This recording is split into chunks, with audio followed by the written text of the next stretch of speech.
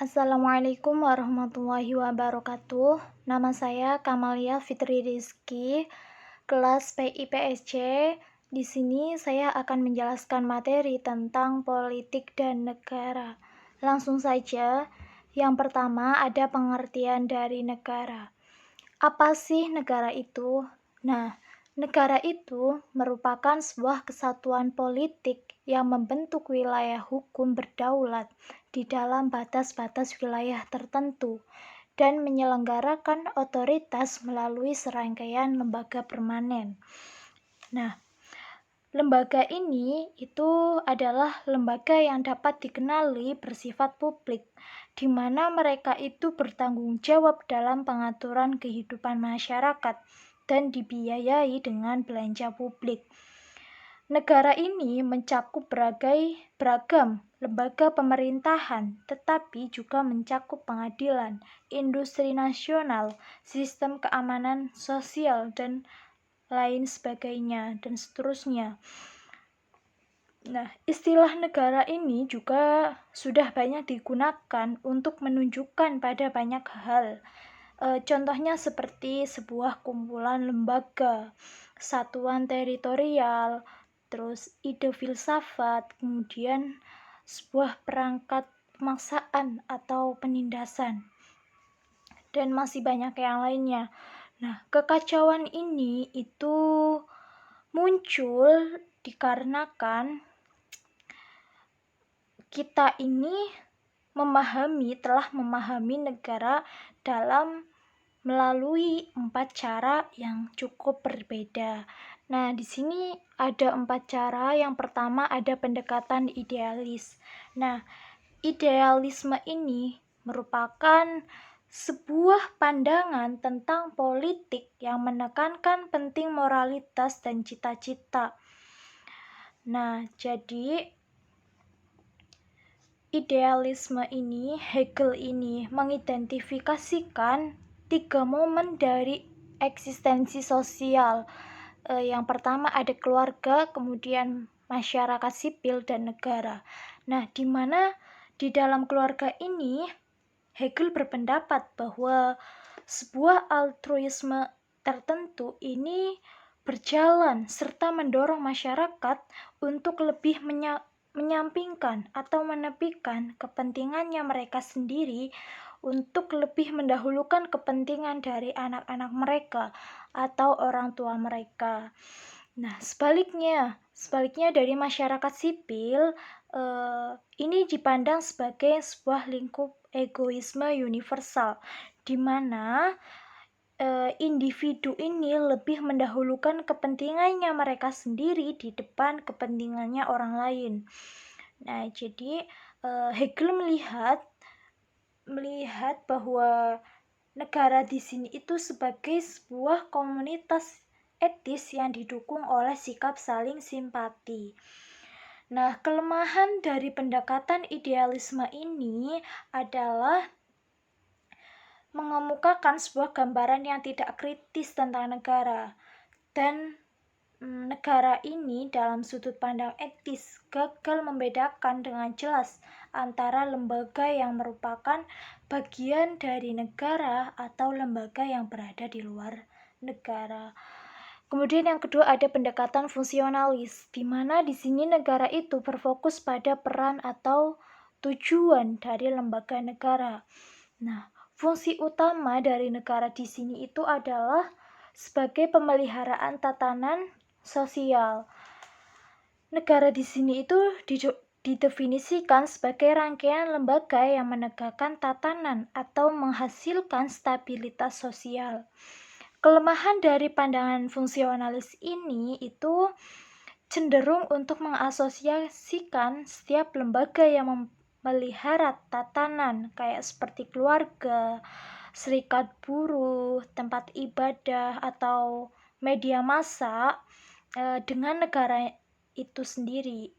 Kemudian yang ketiga ada pandangan organisasional, di mana di sini negara itu sebagai rangkaian lembaga yang bersifat publik. Jadi, di mana mereka ini bertanggung jawab dalam pengaturan kehidupan sosial dan dibiayai oleh belanja publik. Kemudian pendekatan organisasional ini memungkinkan kita lebih untuk berbicara tentang pemajuan atau pemunduran negara, dalam arti perluasan atau pengurangan tanggung jawab dan kewenangan dari negara, serta pembesaran atau pengecilan dari mesin kelembagaannya. Nah, dalam sudut pandang ini dapat kita identifikasikan ke dalam 5 ciri penting negara. Yang pertama itu ada negara itu adalah sebagai penguasa. Kemudian yang kedua, lembaga negara dapat dikenali bersifat publik atau negeri, berbeda dengan lembaga privat atau swasta dari masyarakat sipil.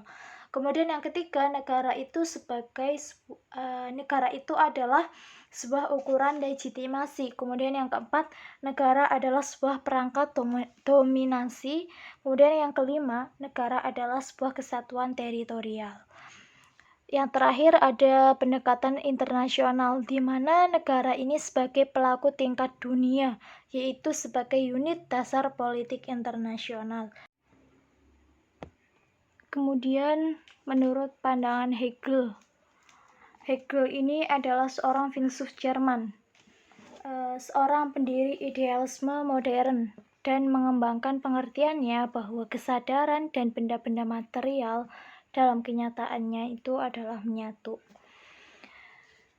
Karya politik utamanya Hegel pada tahun 1821 yaitu Philosophy of Right menggambarkan bahwa negara ini sebagai sebuah cita-cita etis dan ekspresi tertinggi dari kebebasan manusia. Sehingga karya Hegel ini sangat berpengaruh atau memiliki pengaruh yang sangat besar terhadap para ahli yang lainnya atau para pemikir lainnya. Kemudian ada teori-teori yang bersaing tentang negara. Yang pertama di sini ada negara pluralis. Pluralisme adalah sebuah keyakinan atau sebuah komitmen terhadap keragaman, atau keyakinan bahwa kekuasaan di masyarakat modern ini didistribusikan secara luas dan merata. Teori pluralis ini, negara itu memiliki sebuah kaitan liberal yang sangat jelas. Nah, keyakinan bahwa negara ini bertindak sebagai wasit atau pengadil di dalam masyarakat. Pandangan ini itu telah mendominasikan analisis politik aliran utama. Nah, fokus utama dari para pemikir ini itu adalah mempelajari landasan-landasan.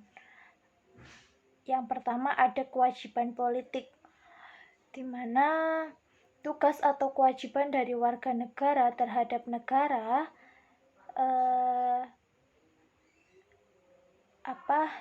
individu ini diwajibkan untuk mematuhi serta menghormati negara.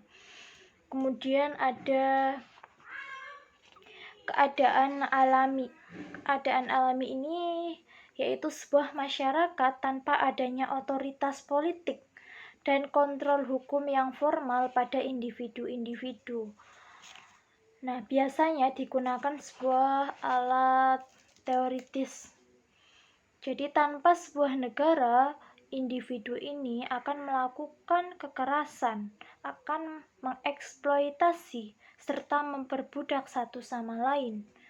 Tetapi dengan adanya sebuah negara, tatanan atau kehidupan sipil ini dijamin, kemerdekaannya akan dilindungi. Kemudian ada anarki. Nah, anarki ini itu secara harfiah ini itu tanpa pengaturan.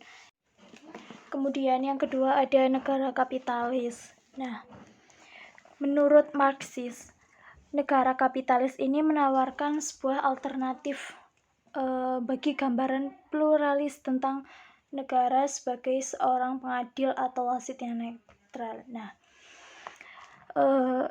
menurut kelompok Marxis ini, mereka berargumen bahwa negara ini tidak dapat dipahami secara terpisah dari struktur ekonomi dari masyarakat. Nah, menurut Marxis ini terdapat dua teori tentang negara yang dapat diidentifikasikan. Yang pertama itu, teori pertama ini diekspresikan dalam ucapan Marx yang sering dikutip dari The Communist Manifesto ini, bahwa eksekutif dari negara modern tidak lain adalah sebuah komite untuk mengelola urusan-urusan umum yang dari kaum borjuis. Dari perspektif ini, jadi negara ini jelas sangat bergantung pada masyarakat, dan sepenuhnya ini bergantung pada kelas yang dominan secara ekonomi. Di dalam kapitalisme ini, negara itu sebuah perangkat untuk menindas kelas yang tereksploitasi. Kemudian teori kedua ini, menurut Marx, beliau mengemukakan bahwa negara dapat memiliki apa yang kemudian dianggap sebagai otonomi relatif dari sistem kelas. Nah, selanjutnya yang ketiga ada negara Leviathan. Nah, di sini itu terdapat sebuah gambaran tentang negara sebagai sebuah Leviathan, yaitu seperti sebuah monster yang rakus yang terus berusaha memperluas serta memperbesar kekuasaannya. Nah, dalam pandangan ini, negara ini merupakan pengasuh yang suka memaksa serta menguasai, dan juga berusaha campur tangan dalam setiap aspek kehidupan manusia.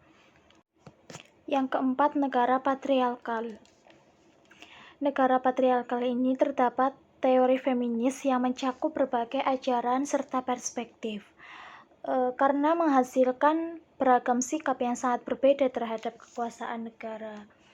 Kelompok feminis ini biasanya tidak menganggap sifat dari kekuasaan negara sebagai persoalan politik yang utama, namun sebaliknya lebih memilih untuk berkonsentrasi terhadap struktur yang lebih dalam dari kekuasaan laki-laki yang berpusat pada lembaga seperti kekuasaan serta sistem ekonomi.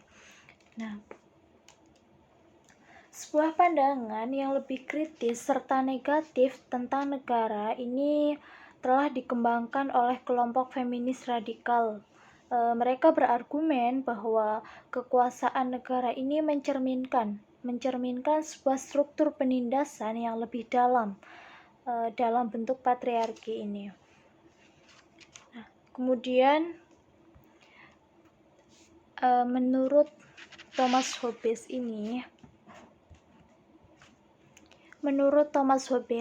beliau itu seorang filsuf politik Inggris.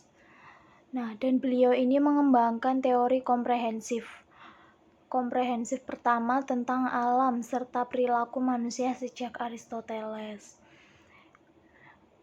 Di sini Thomas Hobbes itu di karyanya ini dia menyediakan pembelaan bagi pemerintahan absolutis, tetapi dengan mengemukakan argumen dalam bentuk sosial dan juga mendukung hak ketentuan. Selanjutnya terdapat peran dari negara. Yang pertama ada negara minimal. Negara minimal ini itu adalah cita-cita dari kelompok liberal klasik yang tujuannya ini untuk menjamin bahwa individu ini dapat menikmati lingkup kebebasan yang seluas mungkin. Pandangan ini itu berakar pada teori kontrak sosial, tetapi tetap untuk memajukan sebuah pandangan yang negatif tentang negara. Dari perspektif ini, nilai dari negara itu adalah memiliki kapasitas untuk membatasi membatasi perilaku manusia dikarenakan untuk mencegah individu melanggar hak dan kemerdekaan dari orang lain. Di sini negara itu adalah sebatas badan perlindungan, di mana fungsi utamanya itu untuk menyediakan sebuah kerangka perdamaian serta tatanan sosial di mana warga negara ini bisa menjalankan kehidupannya mereka dalam cara yang paling baik. Menurut Locke, ini negara bertindak sebagai penjaga malam yang keberadaannya ini diperlukan hanya ketika tatanan serta ketertiban masyarakat ini terancam. Dikarenakan membatasi negara minimal atau penjaga malam tersebut dengan 3 fungsi utama. Yang pertama itu, negara ada dikarenakan untuk memelihara tatanan domestik. Kemudian yang kedua, menjamin bahwa kontrak atau kesepakatan sukarela yang dibuat antara warga secara pribadi dapat ditegakkan, serta yang ketiga itu menyediakan perlindungan terhadap serangan dari luar. Itu menurut Locke.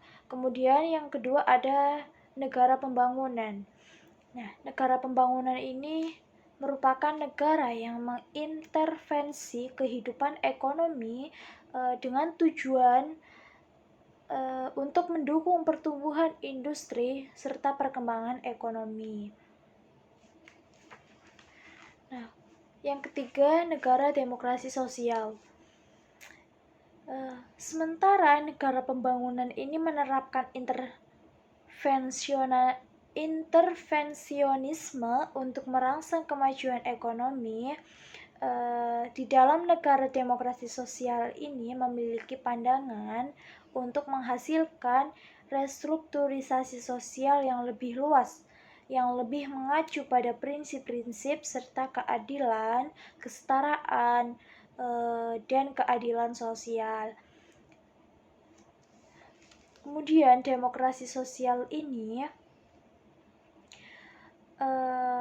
merupakan adanya sebuah pergeseran dari sebuah pandangan yang negatif tentang negara, yang melihat negara ini bersifat jahat menuju pandangan yang positif. Jadi mengubah pandangan yang negatif menjadi positif tentang negara, di mana negara ini dilihat sebagai sarana untuk memperbesar kebebasan serta mendukung keadilan. Negara demokrasi sosial karena merupakan cita-cita dari kelompok liberal modern maupun sosial demokrat.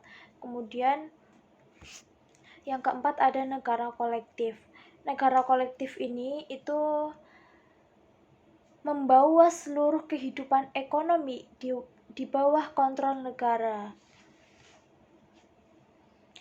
Kemudian yang keempat ada negara totalitarian. Nah, bentuk intervensionisme yang paling ekstrim serta meluas ini terdapat di negara-negara totalitarian.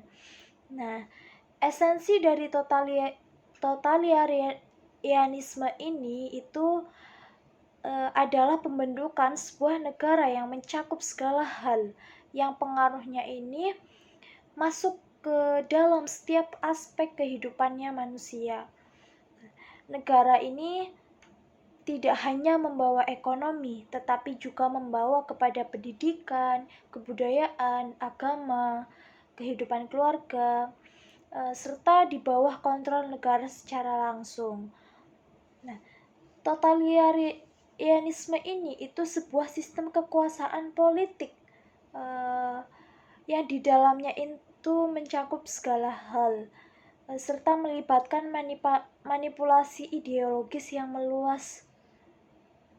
Nah, kemudian ada negara keagamaan.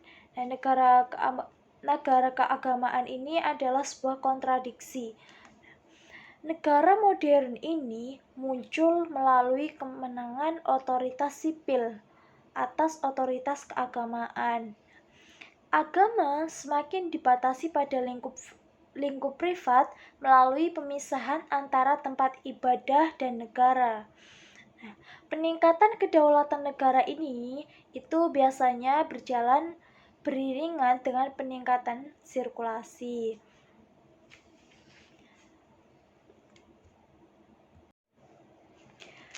Kemudian terdapat kemunduran dan kejatuhan negara. Yang pertama ada globalisasi dan transformasi negara.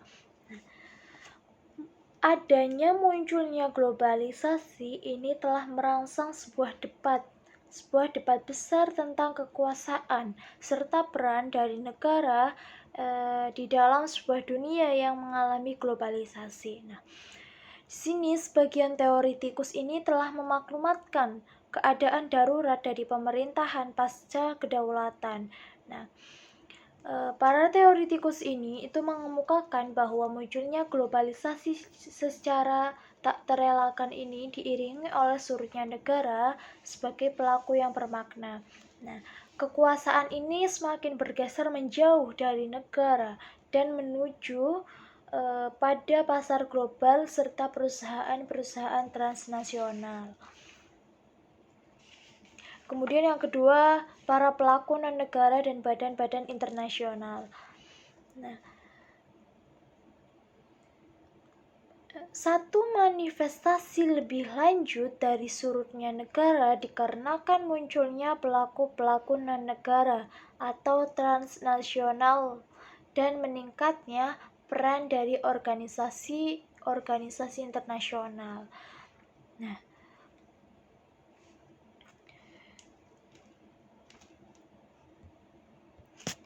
Nah, jadi aspek utama dari politik ini tidak lagi hanya berlangsung di dalam atau melalui negara, tetapi juga sudah berlangsung di luar atau sudah keluar dari negara.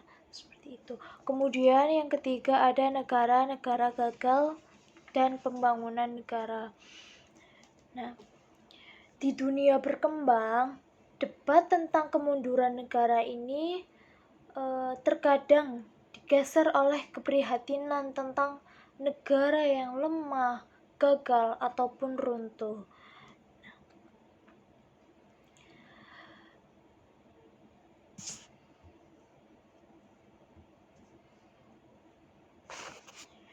Di sini, Koper ini menggambarkan apa yang dia sebut dunia pramodern ini sebagai sebuah dunia kacau pasca kolonial, di mana struktur-struktur negara ini tidak mampu membangun sebuah monopoli absa dari penggunaan kekuatan, yang kemudian ini membawa kepada warlordisme yang sangat endemis, kriminalitas dan gejolak sosial yang meluas. Nah, warlordisme ini itu sebuah kondisi di mana kelompok-kelompok militer ini berbasis lokal serta bersaing meraih kekuasaan dalam ketiadaan sebuah negara yang berdaulat.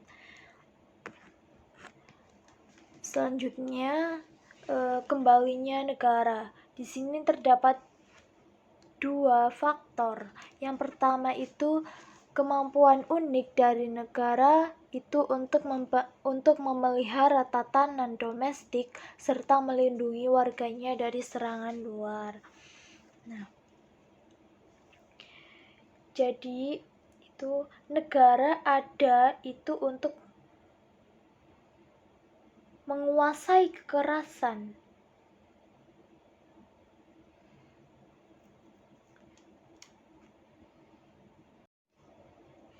Kemudian yang terakhir, kembalinya negara. Di sini terdapat dua faktor. Yang pertama itu terdapat kemampuan yang unik dari negara tersebut untuk memelihara tatanan domestik serta bisa melindungi warganya dari serangan luar yang telah diperlihatkan melalui tantangan-tantangan keamanan baru yang muncul. Nah, Kemudian yang kedua itu, meskipun di era manajemen, ekonomi komando dan kontrol mungkin telah berlalu, tetapi negara di sini itu terkadang menyatakan diri bahwa kembali sebagai sebuah agen modernisasi.